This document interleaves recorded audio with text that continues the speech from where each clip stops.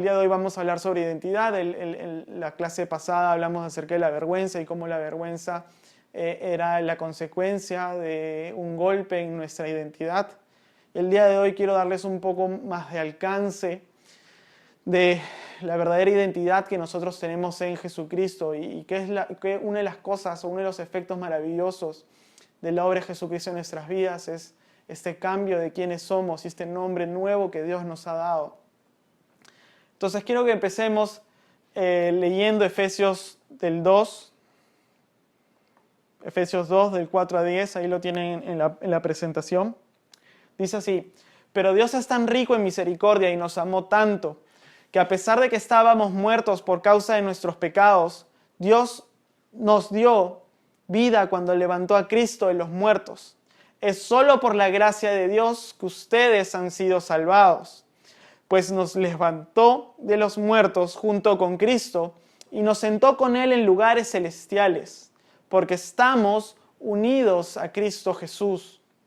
De modo que en los tiempos futuros, Dios puede ponernos como ejemplos de la increíble riqueza de la gracia y la bondad que nos tuvo, como se ve en todo lo que ha hecho por nosotros, que estamos unidos a Cristo Jesús.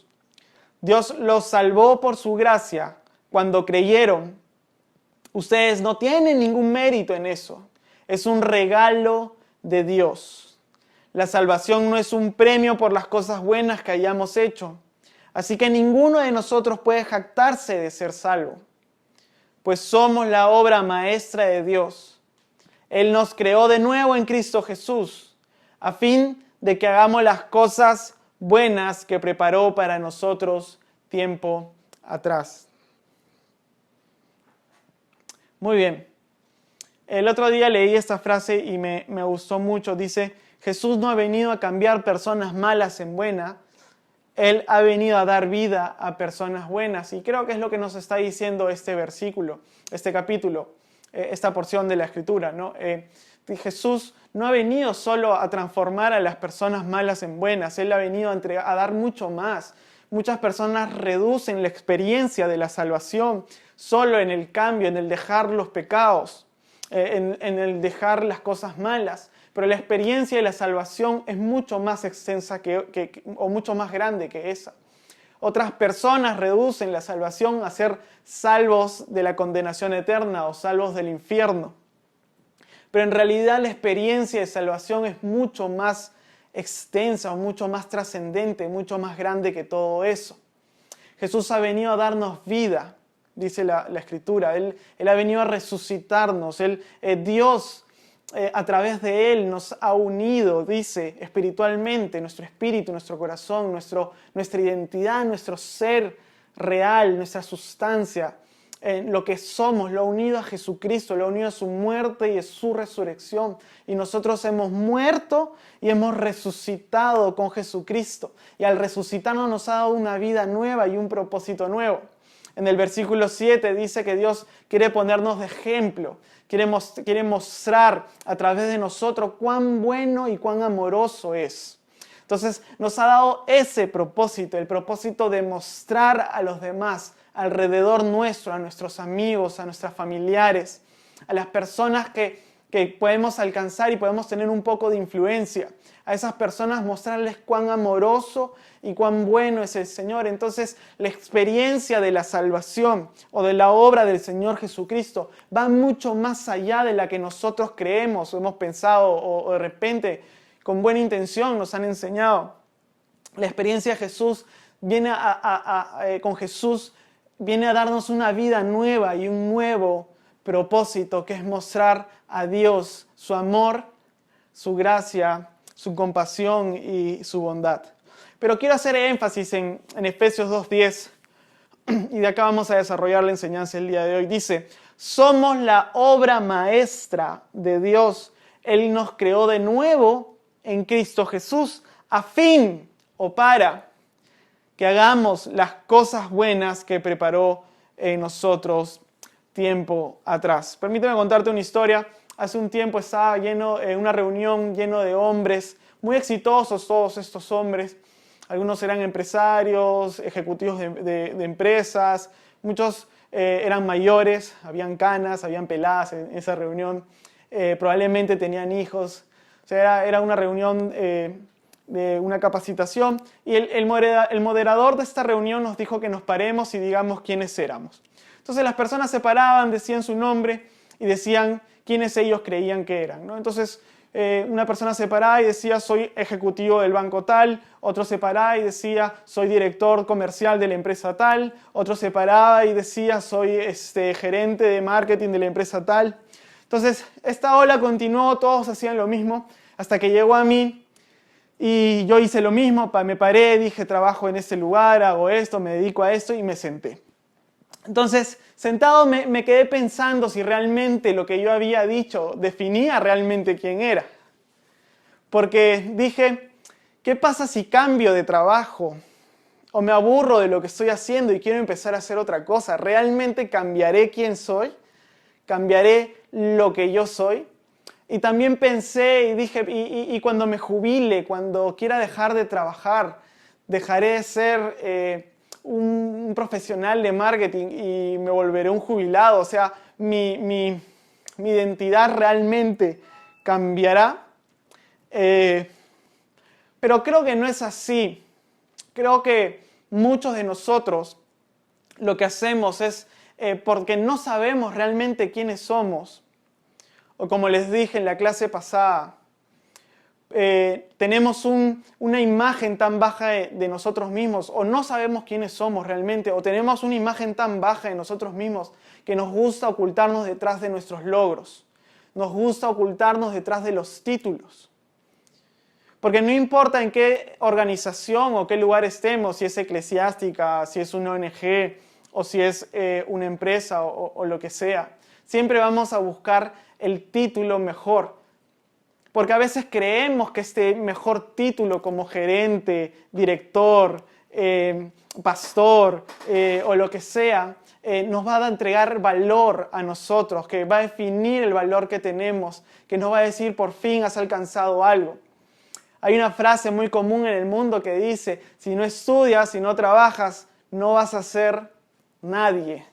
Entonces, reducimos la identidad de las personas a lo que hacen, pero no estoy muy seguro si realmente sea así. Puede ser, ¿no? Puede ser que, o sea, yo no digo que está mal buscar estos títulos, pero está mal buscar estos títulos para poder agregar valor a tu vida. El Señor Jesucristo le enseñaba a sus discípulos. Él decía, ustedes no permitan que las personas les pongan títulos, no permitan que las personas los llamen rabí o maestro, como hacían con los fariseos. Y eso les decía porque el Señor les está enseñando que ellos no deben encontrar o definirse como maestros solamente, porque ellos son mucho más grandes de lo que las personas pueden decir o lo que nosotros podemos hacer. Entonces, lo primero que quiero enseñarte es que no eres lo que tú haces. No eres lo que tú haces.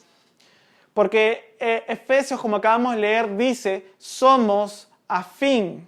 Eso quiere decir que primero somos y luego hacemos. Dice, somos a fin de que hagamos las cosas buenas de Dios. Entonces, primero somos. No es que primero hacemos y lo que hacemos define lo que somos, sino primero somos y lo que somos define lo que hacemos o lo que debemos hacer. Entonces, lo que quiero decirte a ti es que no eres lo que haces, porque lo que eres es eterno, pero lo que tú haces es temporal.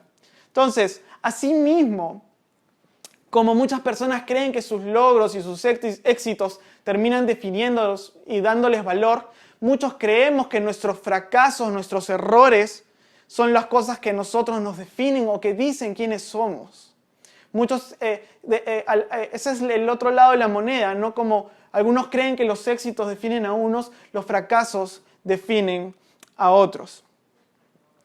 Y puede ser que tú estés pensando esto, pero yo quiero decirte algo. No eres lo que tú haces. Lo que haces no nos puede definir. Porque sea algo bueno, sea algo malo de lo que hacemos, recuerda que nosotros somos eternos y no somos, y lo que hacemos es temporal. Hay hábitos que son muy vergonzosos y hay que reconocerlos, como por ejemplo comerse los mocos. Comerse los mocos es un hábito muy vergonzoso. Yo no recuerdo si de niño me comía los mocos, pero sí me acuerdo que de niño me comía las costras. No sé la verdad cuál es más asqueroso o cuál es más, o cuál es más vergonzoso. Pero el que tú te comas los mocos o que te hayas comido los mocos no te hace un comemoco. Y tampoco que yo me haya comido las costras de niños me hacían a mí un comecostras.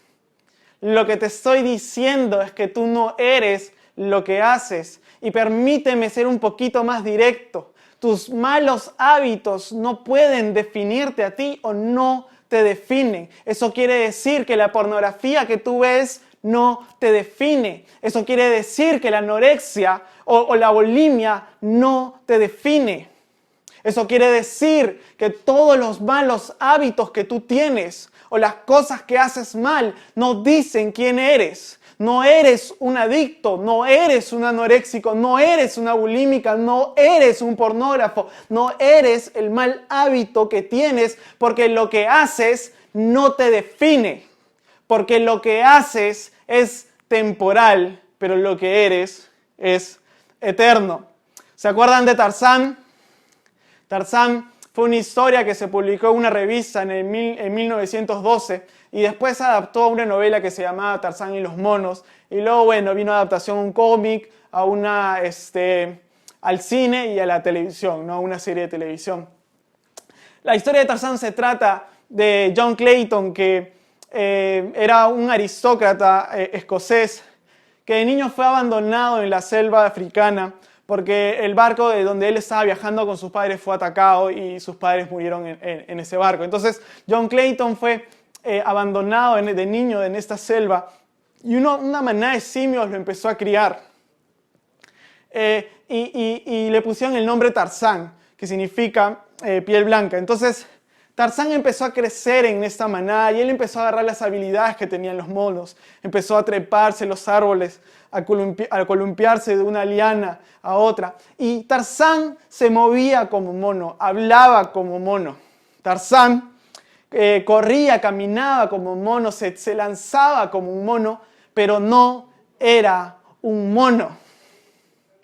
Porque lo que él es, mejor dicho, lo que él hacía no define quién es Tarzán. Y aunque tú y yo podamos actuar como monos o hacer cosas de animales, permíteme decirte esto, discúlpame, pero aunque podamos hacer esas cosas y actuemos de esas cosas, no dicen quiénes somos nosotros. Tú puedes actuar como mono, pero no eres un mono. Y así mismo, como no eres lo que haces, puede ser que haces lo que creas que eres. ¿Por qué? Porque la imagen de ti mismo, la imagen que tú tengas de ti mismo condicionará en gran medida tu conducta. Esto es muy peligroso porque puede ser que yo esté teniendo una imagen equivocada de mí mismo y que esa imagen equivocada de mí mismo condicione en gran medida mi conducta. Los psicólogos dicen eso, los psicólogos afirman esto, que las imágenes que tú tengas de ti mismo, como tú te definas, vas a actuar. La imagen que tengas de ti mismo tiene el poder de moverte. Nosotros vivimos en este país muy bendecido gastronómicamente. En este tiempo de cuarentena, y yo hace tiempo quiero comprar un pollo a la brasa porque estoy que me muero por un pollo a la brasa. Hace tiempo no como eso, ¿no? Entonces todos los días me levanto imaginando un pollo doradito, la piel crocante, con papas doradas y llenas de sal y con todas las cremas. Todos los días me imagino eso. Cuando yo te he dicho esto, muchos de ustedes, incluso yo, he empezado a salivar por proyectar esa imagen en mi mente. Y algunos seguramente han escuchado el rugir de sus estómagos. ¿Por qué? Porque nuestra mente, las imágenes que proyectamos acá, tienen efecto en nuestro cuerpo. Tienen efecto en nosotros. Porque nuestra mente está conectada a nuestro ser, a nuestro cuerpo. Entonces, tiene mucho sentido cuando decimos que la imagen que tú tengas de ti mismo condicionará en gran medida tu conducta. Y lo peligroso de esto es que puedes estar teniendo una imagen de ti que no es la correcta. Y empezar a hacer lo incorrecto por esa imagen incorrecta que tienes de ti. Por ejemplo, si yo creo que soy desordenado, voy a actuar como desordenado, porque si tengo esa imagen de mí, ya no hay nada que va a modificar esa conducta que tengo. Entonces, la imagen que tú tengas de ti mismo condicionará en gran medida tu conducta. En la selva todos sabían que Tarzán no era un mono, pero él no sabía que era un mono. Así como en nuestra vida, el diablo, Dios y los ángeles saben quiénes somos nosotros, pero muchas veces nosotros no sabemos quiénes somos nosotros y tenemos una imagen tan baja de nosotros que condiciona toda nuestra vida. Amén.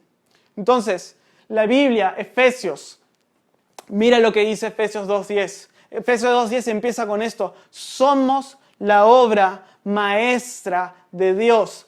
Tú eres la obra maestra de Dios. Si te estás preguntando en este momento, entonces, ¿quién soy?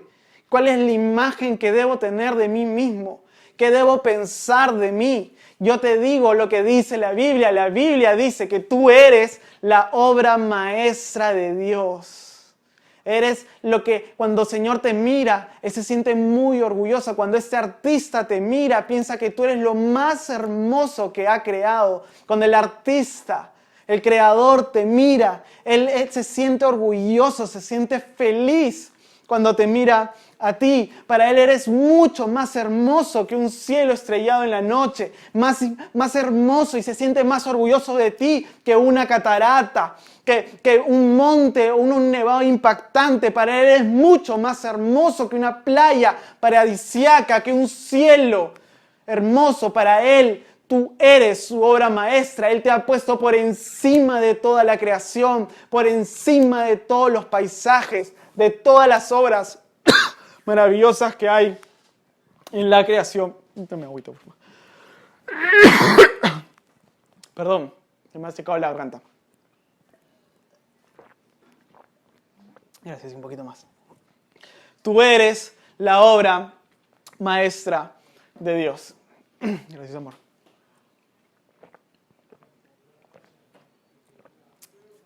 En el original, la palabra que utiliza la nueva traducción viviente para obra maestra es la palabra en griego poima. La palabra poima se traduce como poema. De ahí viene la palabra poema. ¿Qué nos está diciendo el apóstol? Que para Dios tú eres un poema. Para Dios tú eres su poema. Eres su canción favorita. Eres la canción que Él quiere escuchar en todo momento. Eso es lo que tú eres para Dios. Todos conocen esa persona que les gusta escuchar, cuando encuentra una canción que le gusta mucho, le escucha y le escucha y le escucha y le escucha, y en la mañana, en la tarde y en la noche y le escucha, y no se cansa de escuchar esa canción. Bueno, mi papá era así. Mi papá, cuando encontraba una canción que le encantaba, él se levantaba en la mañana y la ponía y la escuchaba. Y cuando se iba a trabajar, mientras iba en su carro, él la escuchaba. Y cuando regresaba a la casa, venía y la escuchaba y la escuchaba. Y no dejaba de escuchar esa canción que le encantaba. Les cuento que nosotros nos íbamos de viaje muchas veces en su auto. Y hacíamos viajes de 1 día o 2 días al interior del país. Y si en esos viajes siempre ponía su canción que más le gustaba y la escuchaba durante todo el viaje. Tanto era así que nosotros, sus hijos, nos cansábamos de escuchar esa canción y terminábamos odiando esa canción. La terminábamos despreciando por tantas veces que la habíamos escuchado. Pero a mi papá no, eso no le importaba, a él le seguía agradando esa canción. Todos conocemos una persona similar o hemos estado al costado de una persona que es así. Bueno, quiero decirte esto, Dios es así y tú eres esa canción. Para Dios tú eres la canción favorita, esa canción que quiere escuchar en la mañana, en la tarde, en la noche, donde esté. Estás en el top 10 del Spotify de Dios. Eres un hit para Dios. Y eso debe traerte esperanza, eso debe traerte alegría, porque Dios te quiere escuchar siempre. Para Él eres su canción favorita. Y aunque otros se cansen de ti, y aunque otros estén cansados de tus problemas, de tus pecados, de tu condición, y Y aunque otros se cansen de la persona que eres, Dios no se cansa nunca de ti. Por eso ya no digas más que eres un fracaso. Ya no digas más que las cosas que haces te definen. Porque tú, en realidad, que has sido unido a la muerte y a la resurrección de Jesucristo, has sido creado de nuevo y hoy eres la canción favorita de Dios. Amén. Entonces, no eres lo que haces, eres la obra maestra de Dios y tampoco eres lo que otros dicen que eres. Juan 10:27, Jesús dice, mis ovejas escuchan mi voz, yo las conozco y ellas me siguen. ¿Qué es lo que nos enseña este versículo? Que a la voz que tú escuches le das autoridad para dirigir tu vida. Jesús dijo, mis ovejas me escuchan y conocen mi voz y por eso me siguen. Entonces, eso significa, y el principio de esto es que tú a la voz que escuches seguirás y le das autoridad para que dirija el rumbo de tu vida. Muchas veces personas han lanzado palabras acerca de nosotros y estas palabras han vuelto una etiqueta para nuestras vidas. Y para poder vivir la identidad que Jesús nos ha alcanzado o la identidad que el Señor ha ganado, es necesario que nosotros podamos eliminar estas etiquetas. ¿Qué es una etiqueta? Generalmente una palabra que tú has recibido y has abrazado como identidad. Por ejemplo, la palabra vago, la palabra inútil, la palabra tonto. Por lo general han sido palabras que te han lanzado personas muy cercanas a ti, como tus padres, tíos, primos, hermanos mayores. Personas que de repente han tenido autoridad en tu vida, como profesores. Son etiquetas que te han puesto y tú has aceptado esa etiqueta como parte tuya. Pero como te digo, para poder empezar a vivir la identidad que Dios tiene, para que puedas manifestarla en tu vida, tienes que empezar a eliminar esas etiquetas.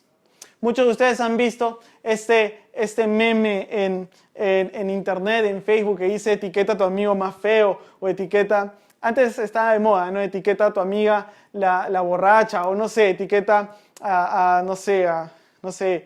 una etiqueta, lo que sea, ¿no? Eso es una etiqueta. Cuando tú ves algo malo o identificas algo malo en una persona, rápidamente le encajonas en ese lugar o te encajonan a ti en ese lugar. Entonces es necesario que eliminemos estas etiquetas que el enemigo ha puesto en nuestras vidas, porque no es lo que Dios dice.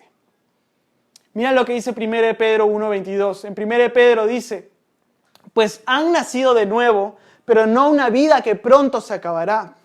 Su nueva vida durará para siempre porque proviene de la eterna y viviente palabra de Dios.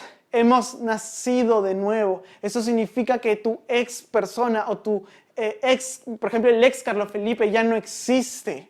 Porque yo he nacido de nuevo. Estoy 0 kilómetros. Estoy nuevo completamente en mi ser, porque he nacido de la palabra de Dios. Si yo hubiera nacido de nuevo de mis padres podrían decir quién soy. Si yo hubiera nacido del mundo, el mundo podría decir quién soy. Si yo hubiera nacido del diablo, el diablo podría decir quién soy. Pero la Biblia dice que yo he nacido de la palabra de Dios y solo la palabra de Dios puede decir quién soy porque he nacido de nuevo por la palabra de Dios. Entonces no puedo dejar que las palabras de otros, las palabras del mundo, las palabras de mi familia, de una profesora, las palabras del diablo, ninguna de esas palabras pueden decir quién soy porque yo no he nacido de ninguno de ellos, yo he nacido de la palabra de Dios. Y solo la palabra de Dios puede definir realmente quién soy. Isaías 43:1, en la Reina Valera en 1960 dice, ahora sí dice Jehová creador tuyo, esta palabra es para ti, tienes que hacerla tuya. Oh Jacob y formador tuyo, oh Israel, no temas porque yo te redimí. ¿Quién nos ha redimido? El Señor nos ha redimido a través de Jesucristo. Redimir significa comprar. Eso es lo que significa redimir. El Señor nos ha comprado, ahora somos suyos. Y dice, te puse nombre, mío eres tú. El Señor nos ha hecho nuevos, nos ha comprado para Él y nos ha puesto un nuevo nombre, es lo que está diciendo acá. Él te ha puesto un nuevo nombre, Él te ha puesto una nueva etiqueta. Y esa es la etiqueta y ese es el nombre que debes abrazar, que debes hacer tuyo. Si antes te llamabas débil, Dios te ha dado el nombre de fuerte. Si antes te llamabas miedoso, Dios te ha dado el nombre de valiente. Si antes te llamabas tonto, Dios te ha dado el nombre de inteligente. Si antes te llamabas inútil o vago, Dios te ha dado el nombre de próspero, de productivo. Si antes te llamabas feo, Dios te ha dado el nombre de hermoso, de bello, de obra maestra. Esa es la obra de Jesucristo. Como pueden ver, es mucho más trascendente que convertir personas malas en buenas. Fuimos creados de nuevo, ya no existe el ex. Eso quiere decir que ya no existe el ex pornógrafo, el ex alcohólico, el ex mujeriego, el ex abusado. Ya no existe eso. Eres nuevo por la palabra de Dios. Tampoco eres lo que tú piensas que eres. En el tiempo de Jesús, los leprosos eran considerados como la lacra de la sociedad. La lepra es una enfermedad altamente contagiosa. Se contagia por una bacteria. Entonces, cuando las personas estornudan, cuando las personas que tienen esa enfermedad estornudan, y esa bacteria alcanza a otras personas, esta enfermedad empieza a atacar a esa nueva persona y empieza a carcomer sus músculos, a destruir su piel. Tanto es tan fuerte esta enfermedad que la persona ni siquiera se da cuenta. Entonces, en el tiempo de Jesús, los leprosos eran considerados como una lacra. Eran considerados como lo más bajo de la sociedad.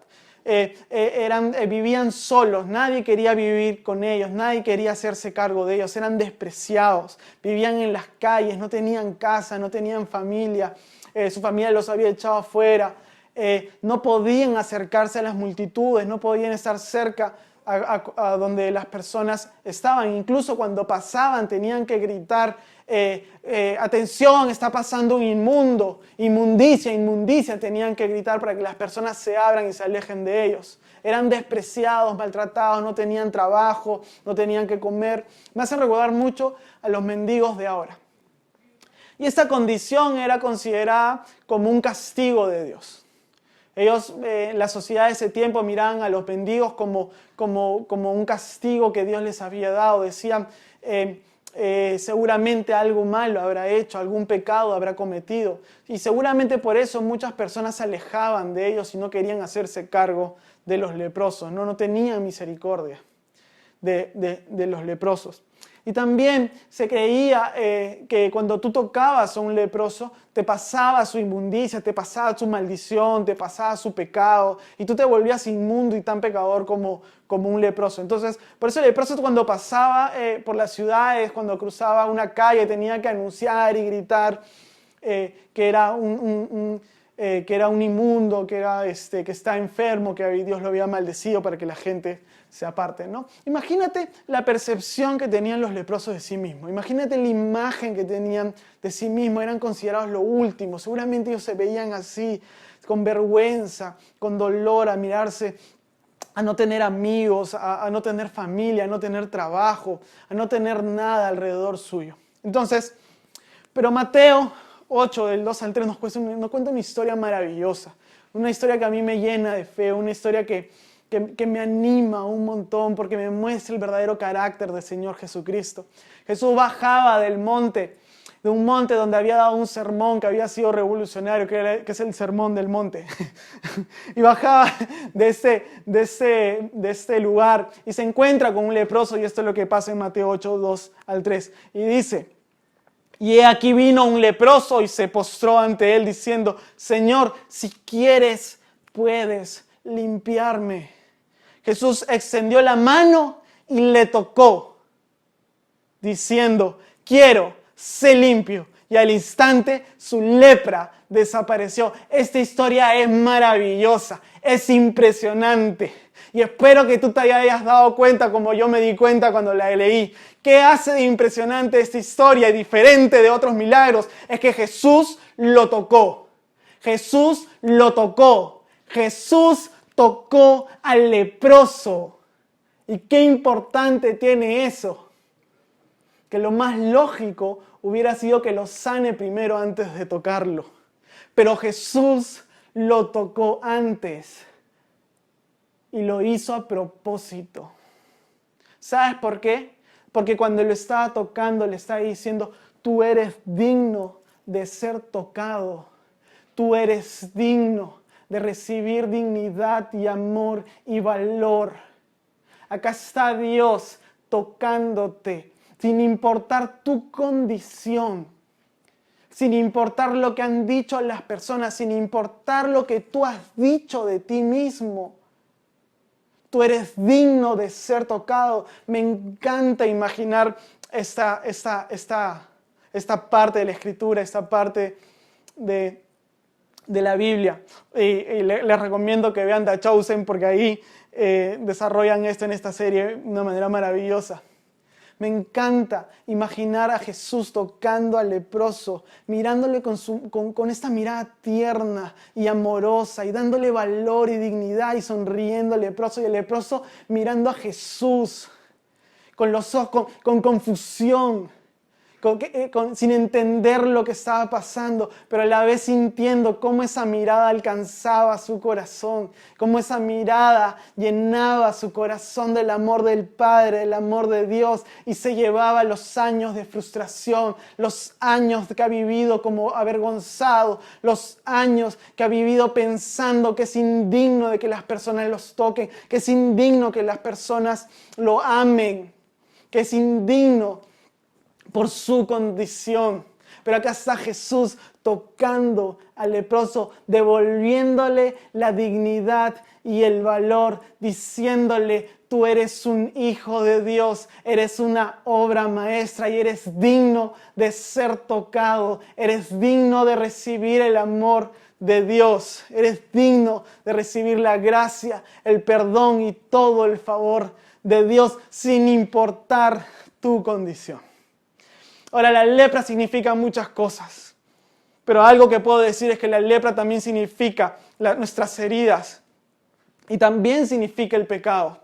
Y lo que Jesús nos está enseñando acá es que sin importar nuestra condición, cómo nos encontremos, Él desea tocarnos. Muchos hemos creído que Dios primero quiere que arreglemos nuestra condición, que arreglemos nuestras heridas, que arreglemos nuestros pecados para acercarnos a Él. Pero es al revés. Dios quiere acercarse a nosotros, tocarnos primero, devolvernos la identidad que tenemos para poder sanarnos. A Dios le importa más quién eres tú que lo que haces.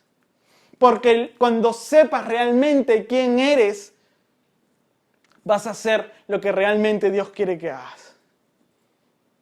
Amén. Entonces, el deseo de Dios de sanarnos no está condicionado por nuestra condición. Es en realidad nuestra misma condición que lo mueve a sanarnos. Dios quiere sanarte a ti. No porque seas bueno, como hemos leído en Efesios, sino por la condición en la que estamos.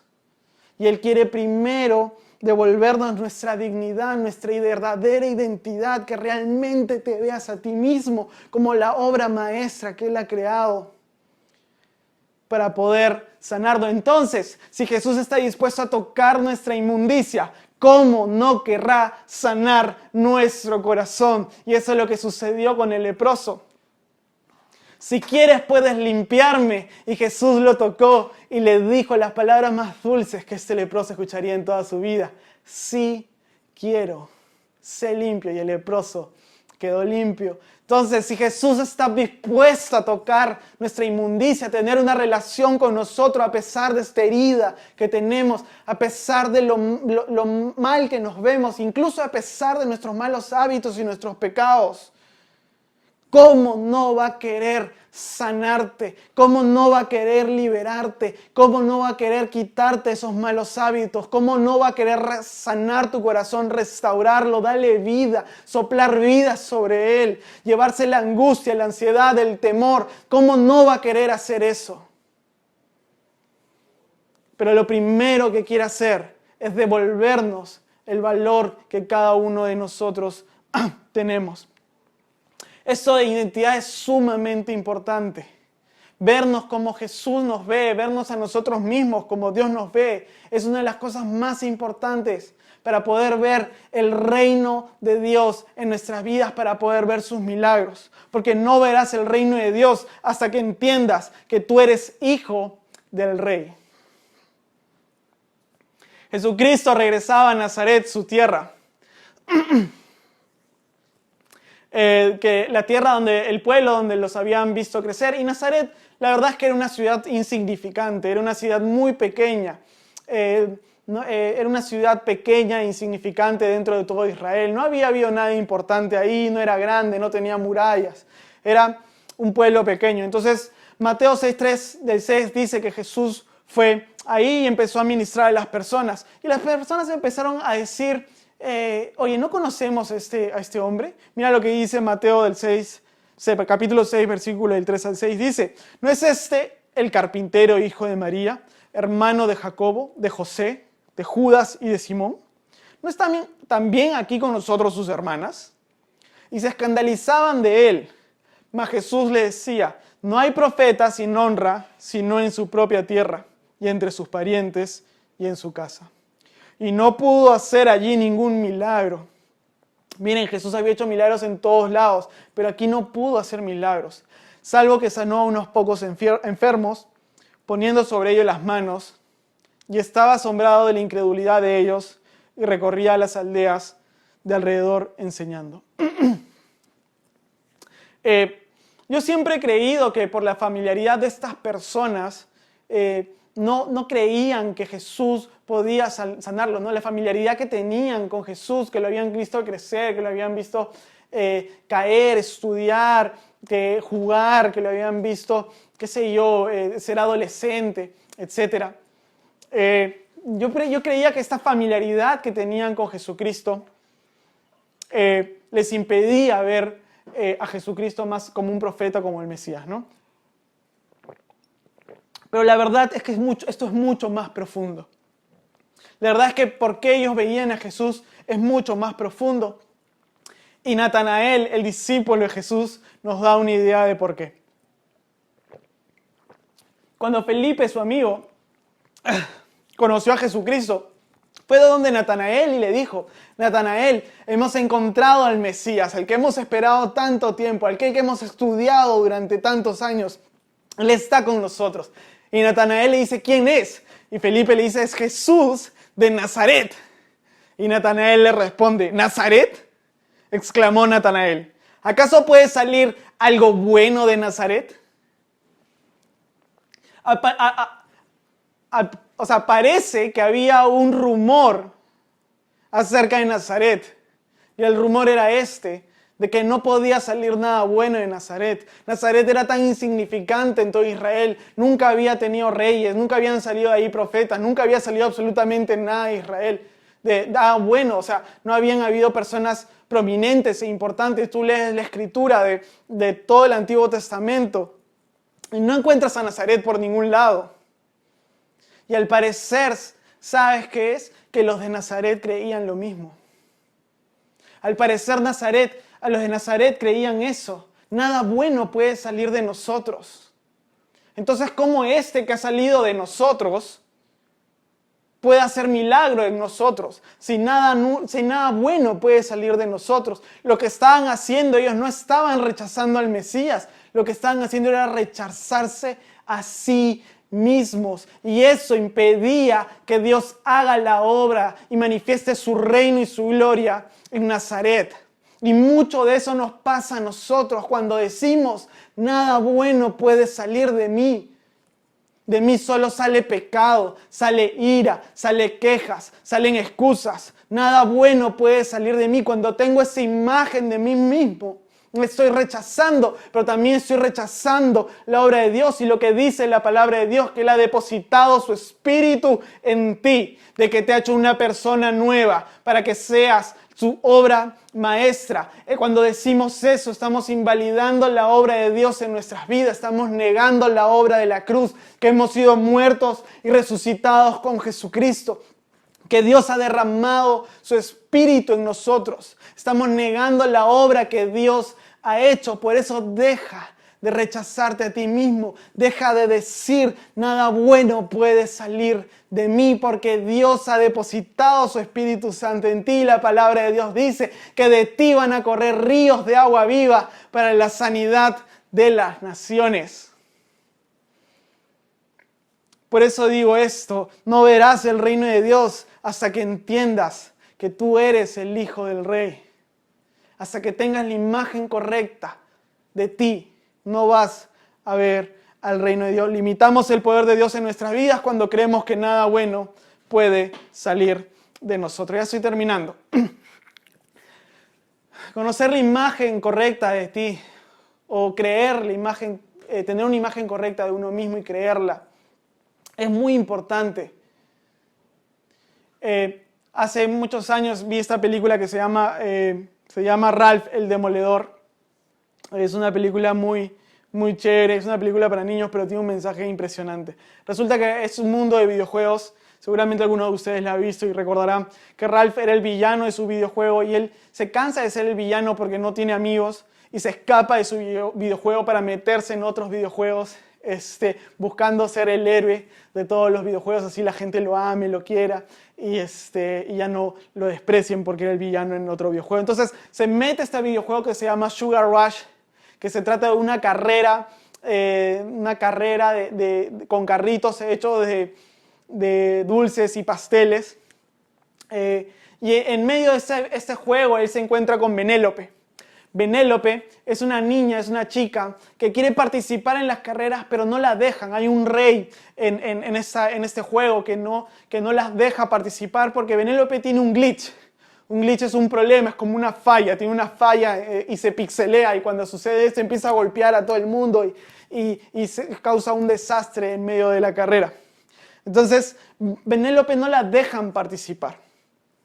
Para hacerte la historia corta y no spoilearte mucho, resulta que Ralph y Penélope no se dejan, no dejan que el rey impida que Penélope participe en la carrera, así que ella participa. Finalmente descubren que el rey en realidad no era un rey, sino era un usurpador, que habían venido a otro juego y se había adueñado de ese juego, y que Penélope no era una chica despreciada, sino era la princesa del juego, era de la realeza.